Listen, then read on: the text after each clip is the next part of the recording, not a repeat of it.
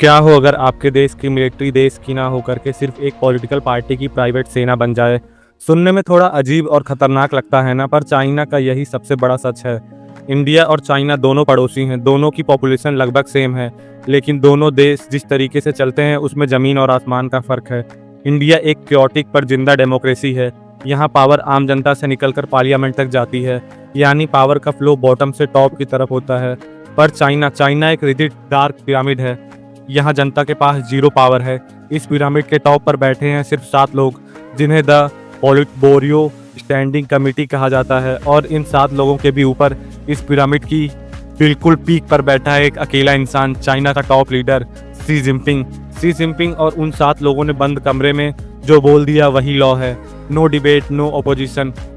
एक direct example लो, India में अगर सरकार कोई कंट्रोवर्शियल लॉ लाती है तो जनता सड़क पर आती है, मीडिया सवाल पूछती है। बैलेंस नहीं है, वहाँ पार्टी ही सरकार है, पार्टी ही मीडिया है और पार्टी ही सुप्रीम कोर्ट है। वहाँ कोई प्रोटेस्ट नहीं होता, जो सिस्टम के अगेंस्ट बोलता है वो बस चुपचाप गायब हो जाता है।